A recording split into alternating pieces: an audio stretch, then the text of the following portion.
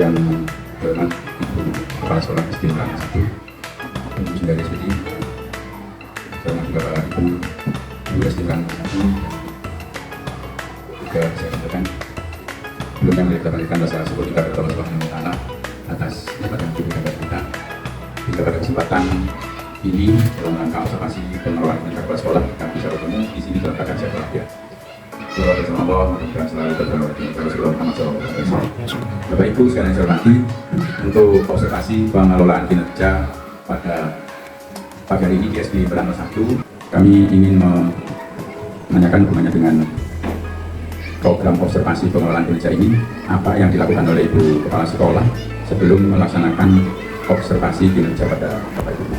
Assalamualaikum warahmatullahi wabarakatuh. Waalaikumsalam warahmatullahi wabarakatuh. Yang terhormat Bapak Pengawas SD Kecamatan Padang, Bapak Lasri Adi Jaya MPD, dan yang saya hormati rekan guru SD Berantas 1 yang sudah meluangkan waktunya dari kegiatan belajar mengajar di kelas untuk menyempatkan mengikuti kegiatan observasi pengelolaan kinerja kepala sekolah yang dilakukan pada hari ini.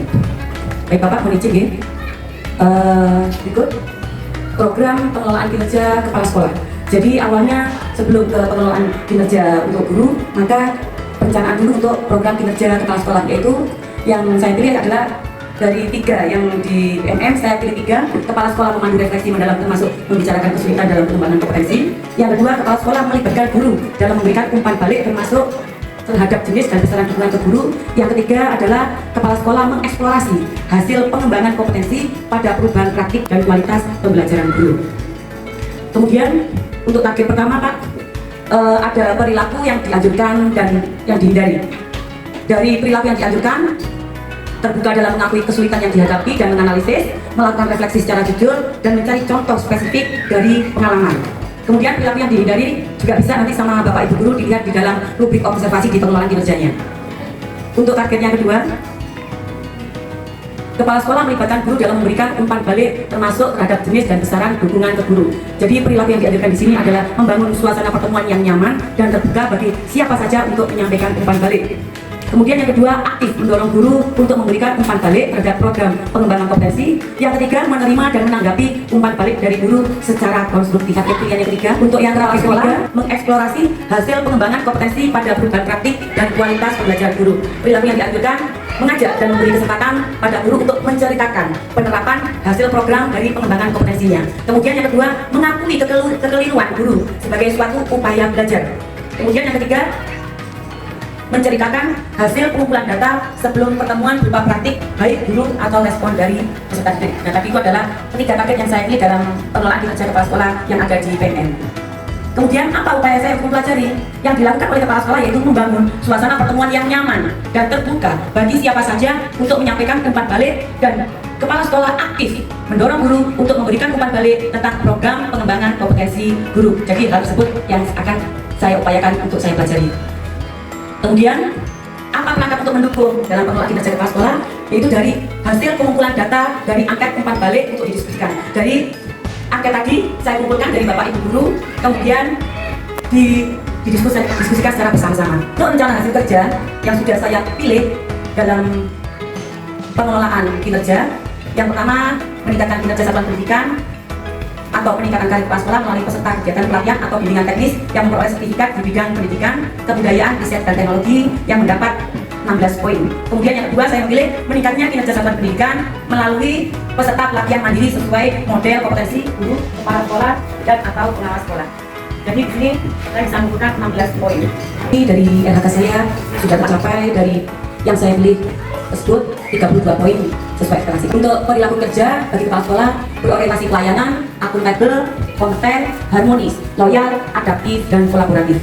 Untuk hasil angket perilaku kepala sekolah, karena di sini ada 8 guru dan 2 tenaga pendidikan, serta saya ambil angket sampel dari 3 siswa.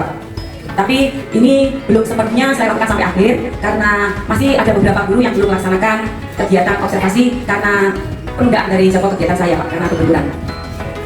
Kemudian bagi kepala sekolah yang harus saya unggah dalam pengelolaan kinerja saya, yang pertama adalah dokumen KSP bulan Juli sampai Desember. Jadi saya sudah membuat atau kami sudah menyusun Pak KSP untuk tahun 2024-2025 dan sudah kami jilid dan kami bukukan. Kemudian dokumen perencanaan satuan pendidikan Juli sampai Desember yaitu RKJM, RKAS, dan RKT. Kemudian dokumen laporan satuan pendidikan Juni yaitu RKAS, AKAS, rapor pendidikan. Jadi RKAS sudah dikerjakan, AKAS sudah di RKAS sampai Desember kan di buku tinggi. Kemudian dokumen kehadiran guru Juli sampai Desember. Nah untuk per hari ini Pak masih kita kerjakan sampai 2 bulan Pak yang masih terpenuhi karena memang target kegiatan untuk 6 bulan. Kemudian dokumen pengembangan kompetensi untuk RHK-nya berupa sertifikat minimal 32 poin. Kemudian apa yang saya lakukan untuk kegiatan pengelolaan kinerja guru? Yang pertama adalah praktik kinerja, kemudian perilaku kerja, dan yang ketiga adalah pengembangan kompetensi. Hal tersebut dipilih karena sesuai dengan yang dipilih, RHK yang dipilih oleh kepala sekolah karena menyesuaikan dengan rapor pendidikan tahun 2024. Praktik kinerja di dalam pengelolaan kinerja guru ada isi dokumen pelatihan observasi untuk di SDN Peraan 01 ini progresnya masih 25% Pak.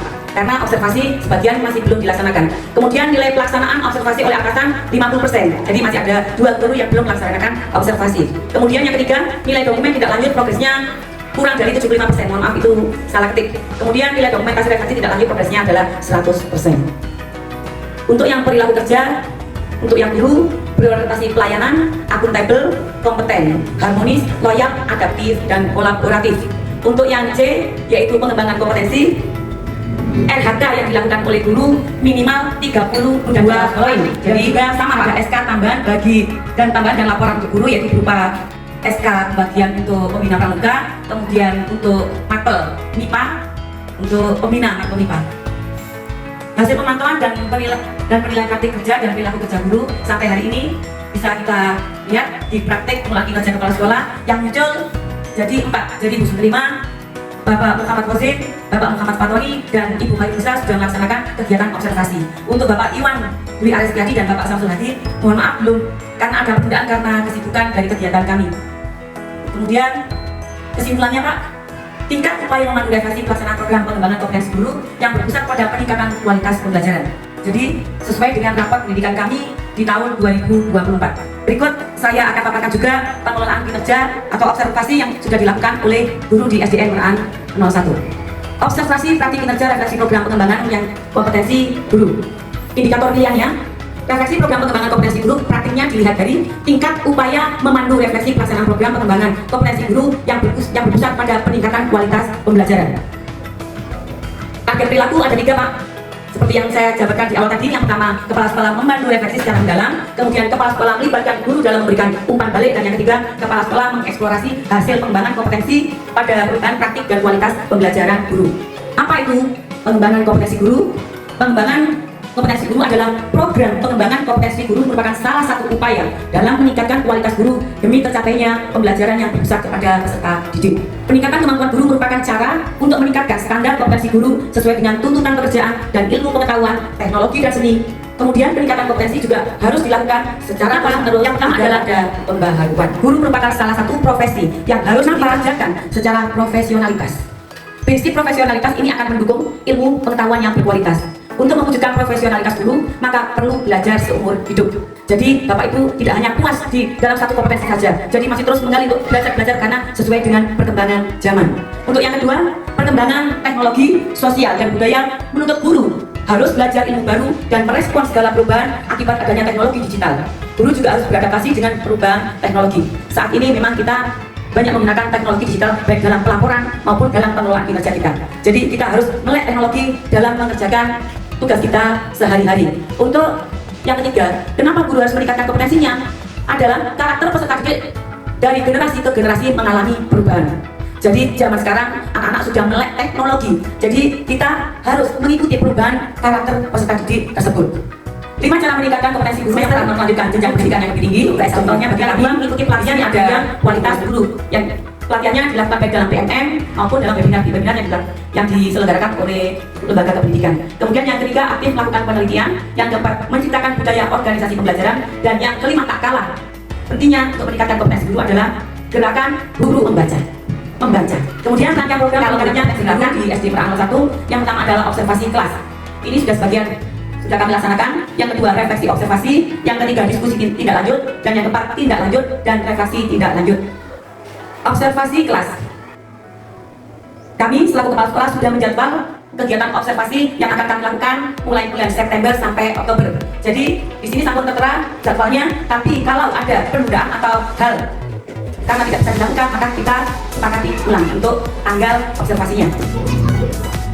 Kegiatan observasi yang sudah saya lakukan ada di kelas 5 dengan guru Sutrisma dalam waktu 35 menit dengan topik sejarah lahirnya Pancasila.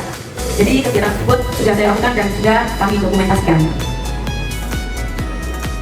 Untuk hasil observasinya, kepala sekolah memberikan catatan observasi dan rekomendasi pengembangan kompetensi guru dan sudah saya lakukan di PNM guru, sudah dilakukan penilaian. Kemudian refleksi observasi yang saya lakukan dengan Sutrisma. Jadi kesulitan yang didapat ketika saya memandu guru melakukan refleksi pasca observasi yang pertama adalah guru kesulitan mengatur waktu agar proses pembelajaran sesuai dengan perencanaan. Yang kedua, guru telah menyampaikan penjelasan terstruktur dan logis, namun masih ada beberapa peserta didik yang agak lambat dalam memahami penjelasan dan instruksi guru. Yang ketiga, guru perlu menggali lebih dalam tentang aktivitas interaksi dan instruksi pembelajaran melalui pelatihan secara mandiri di PNM. Dan jika diperlukan, mengikuti pelatihan secara luring di lembaga-lembaga yang menyelenggarakan pelatihan atau webinar. Refleksi setelah mengikuti pelatihan. Jadi dari kegiatan observasi tersebut, saya bisa mengambil pertanyaan yang akan saya ajukan kepada Bapak Ibu guru saya yang sudah melakukan observasi. Yang pertama, pelatihan apa saja yang telah Bapak Ibu ikuti dari bulan Juli sampai bulan Mei? Kemudian apa inspirasi yang Bapak Ibu dapatkan dari pelatihan yang bisa diterapkan saat pembelajaran? Yang ketiga, apa tantangan yang akan Bapak Ibu hadapi saat menerapkan pada pembelajaran? Yang keempat, bagaimana rencana Bapak Ibu dalam mengatasi tantangan tersebut? Waalaikumsalam. Saya akan menjawab pertanyaan dari refleksi setelah mengikuti pelatihan. Yang pertama, pelatihan yang telah saya ikuti di bulan Juli yaitu pembuatan metode pembelajaran atau inovasi dalam pembelajaran yang berbasis AI. Inspirasi yang saya dapat dari pelatihan yang bisa saya terapkan dalam pembelajaran yaitu saya mulai pembelajaran dengan memanfaatkan TIK pada peserta didik saya. Terutama saya melaksanakannya dalam asesmen yang saya lakukan adalah memanfaatkan quizzes. Tantangan yang saya hadapi saat menerapkan pada pembelajaran yaitu tantangan saya terutama pada kepemilikan gawai. Ada salah satu peserta didik saya yang belum memiliki gawai atau HPG. Kemudian rencana dalam mengatasi tantangan tersebut, saya memberikan pinjaman laptop saya kepada peserta didik untuk melaksanakan asesmen yang saya laksanakan dalam kegiatan belajar mengajar. Assalamualaikum warahmatullahi wabarakatuh. Terima kasih kepada Ibu Sutrisma yang sudah menjawab dari keempat pertanyaan tersebut. Dan untuk kendalanya, mari kita pikirkan bersama-sama nih. Kita terima kasih atas waktunya. Semoga kegiatan nanti refleksi tidak lanjut akan berjalan sesuai dengan rencana dan memenuhi harapan untuk pengisian dalam pengelolaan kinerja kepala sekolah dan guru. Terima kasih kepada Bapak Lasri Adi Wijayo yang sudah meluangkan waktu untuk mengadakan pendampingan di SDN Merak 01 ini. Wabillahi taufiq wal hidayah. Wassalamualaikum warahmatullahi wabarakatuh. Presentasi dari Ibu Kepala Sekolah dengan observasi kinerja kepala sekolah yang sudah dipaparkan panjang lebar. Di sini kami mengharapkan apa yang telah disampaikan tadi hubungannya dengan refleksi dari kesulitan-kesulitan yang dihadapi oleh Bapak Ibu itu harus ada solusi. Kemudian solusi itu bisa dimusyawarahkan bersama. Jadi kepala sekolah dan guru membuat kesepakatan bersama. Kesulitan itu bagaimana solusinya. Gitu. Kemudian itu kepala sekolah harus ada bukti fisik, bukti dokumen. Kemudian yang kedua, juga sampaikan juga untuk memberikan umpan balik juga sudah dilakukan. Saya juga mohon untuk dokumentasinya. Dokumentasinya ketika kepala sekolah itu memberikan umpan balik kepada Bapak Ibu. Ya, betul-betulnya kemudian bahwa itu benar-benar kita lakukan, nanti tindak lanjutnya nanti kita tunggu hasilnya. Ya. Kemudian setelah panjenengan mengeksplor kompetensi guru, nah itu ternyata dari beberapa guru panjenengan ini kan kompetensinya kan berbeda-beda, bermacam-macam. Nah, itu jangan bisa merangkum adalah guru saya yang ini kompetensinya adalah A, yang guru saya ini B dan seterusnya. Nah, itu kemudian setelah itu Bapak Ibu Kepala Sekolah merekomendasikan. menuliskan kepada Bapak Ibu guru yang kompetensinya bermacam-macam berarti ya. Dan jangan lupa pra observasi itu disampaikan kepada Bapak Ibu guru lewat Putjin. Kemudian setelah di Putjin ketahuan observasi yang harus dilakukan sesuai dengan rapat pendidikan kita itu tadi sudah dipilih tadi itu. Kemudian yang kedua setelah itu kita jangan lupa juga membuat jadwal pelajaran, jadwal observasi. Jadwal observasinya disesuaikan dengan pelaksanaannya nanti di PLN. Saya kira itu Ibu Kepala Sekolah Nurul 1 hasil dari observasi kami.